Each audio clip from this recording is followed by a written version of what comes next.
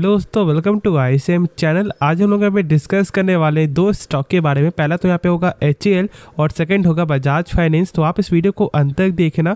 तो स्टार्ट करते और पहले देखो, आज के दिन जानते हो कि मार्केट में बहुत ज़्यादा प्रेशर देखने को मिला है। सारे ही सेक्टर में मतलब प्रेशर था और यहाँ पे इंडाइसेस में भी तो प्रेशर यहाँ पे देखने को मिला ही है, सब में ही प्रेशर है।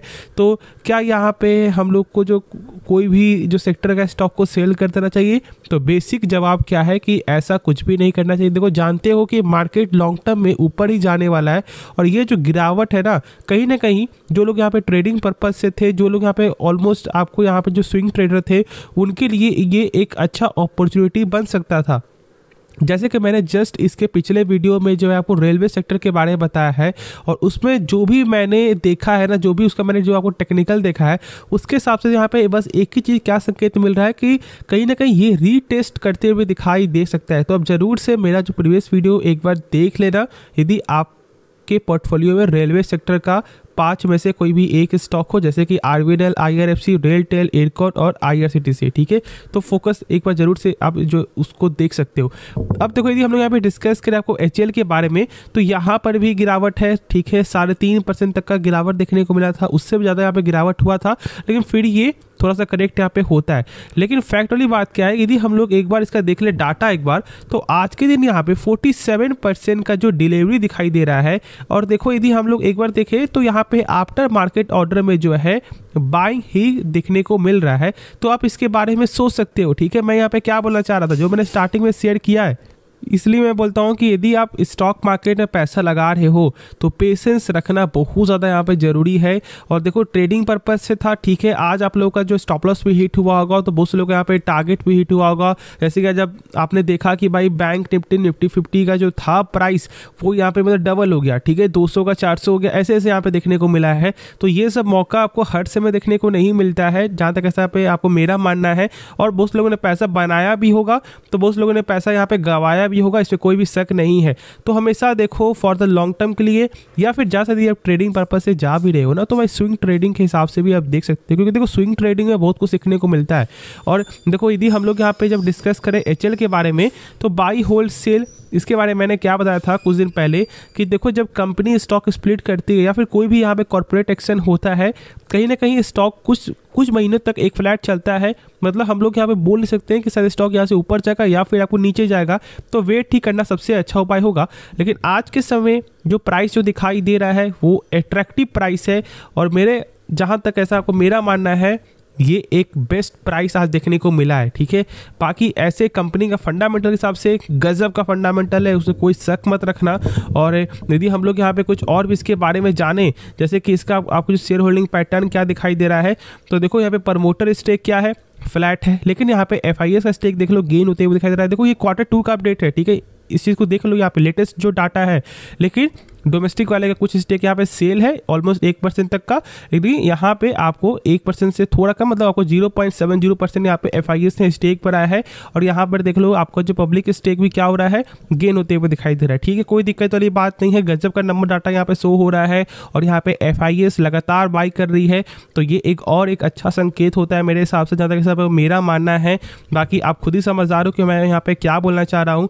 तो होल्ड करो, ठीक है, और लॉन्ग टर्म व्यू से गजब का प्राइस है, क्योंकि इसका पेग रेशियो अभी भी यहाँ पे आपको यही बताता है कि एक सस्ते जो प्राइस में स्टॉक देखने को मिल रहा है, क्योंकि 0.86 का ही जो है पेग रेशियो है।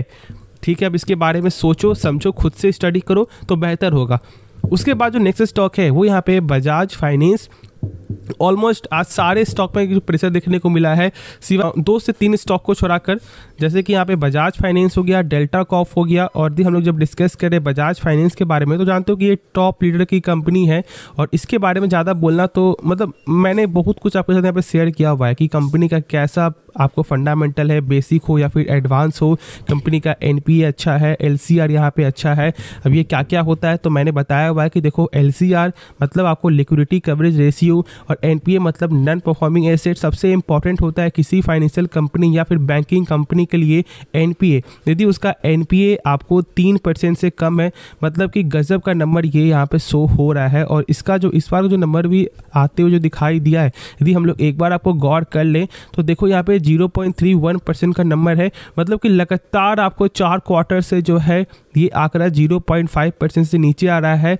और ये जो रिकॉर्ड है वो यहाँ पे HDFC बैंक का क्या है कि भाई 11 सालों में एक बार भी 0.5% के ऊपर नहीं गया है। तो आप सोच सकते हो कि इसलिए वो एक टॉप बैंक की कंपनी है और लोग उसमें इतना ज़्यादा यहाँ पे इंटरेस्ट दिखाते हैं।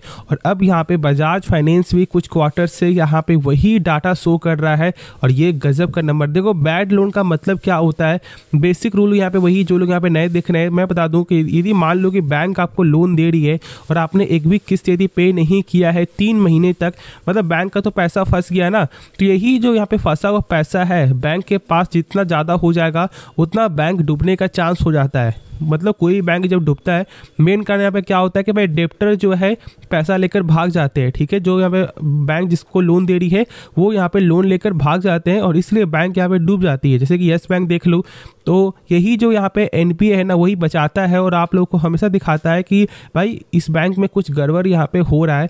और जब ये कम होता है मतलब और ज़्यादा यहाँ पे कंपनी स्ट्रांग हो रही है। इस बात को सही से आप लोग समझ लो। और यदि हम लोग एक बार इसका टेक्निकल देखें तो देखो मेरे हिसाब से जो यहाँ पे ट्रेंड लाइन जो था वो यहाँ पे आपको ब्रेकडाउन यहाँ पे हो चुका है, लेकिन आप एक सपोर्ट लेकर यहाँ पे चल सकते हो 7720 का लेवल, ठीक है। इस लेवल को थोड़ा सा फोकस करके चलो क्योंकि थोड़ा सा स्टॉक यहाँ पे साइड में चलते हुए दिखाई दिया। अब वैसे तो नीचे का देखोगे तो ये लेवल है आपको, ठीक है, 7560 का। लेकिन मेरे हिसाब से यदि स्टॉक यहाँ पर आज के दिन में प्रेशर नहीं देखने को मिला है तो ये एक अच्छा बाइंग का संकेत है। लोग यहाँ पे अट्रैक्ट है, ठीक है, तो फोकस करके चलो। और 8 का लेवल भी जो मैंने दिया था टारगेट, वो टारगेट अचीव होगा। लोगों ने पैसा बनाया क्योंकि मैंने आज से नहीं, मैंने 5800 से मैंने शेयर किया था और ऐसे तो मैंने जब भी मैंने शेयर किया आपको हर समय, ठीक है। और जो मेरा फर्स्ट जो वीडियो है आपको वो मैंने उसमें भी अब बताया था कि बजाज फाइनेंस के बारे में सोच सकते हो। उससे प्राइस ऑलमोस्ट 5600-5700 था, तो हर पॉइंट ऑफ व्यू से मैंने शेयर किया हुआ इसके बारे में और लोगों ने पैसा बनाया भी है। तो मेरे हिसाब से होल्ड करो, ठीक है। नंबर भी अच्छा आते हुए दिखाई दिया है। सिर्फ हम लोग यहाँ पे वेट कर रहे हैं बजाज फिनसर्व का नंबर का। यदि उसका भी नंबर सही आ जाता है तो फिर सही ही होगा, ठीक है। तो चलो बाकी जो भी डाउट बचा वो आप कमेंट में जरूर से पूछना। तो आप इस वीडियो को लाइक कर सकते हो, इस चैनल को आप लोग सब्सक्राइब करना। और यदि आपको डीमैट अकाउंट ओपन करना है तो आप जरूर हमारे लिंक से डीमैट अकाउंट ओपन कर यहाँ पे कर सकते हो। तो चलो फिर मिलते हैं नेक्स्ट वीडियो में, तो तब तक के लिए धन्यवाद।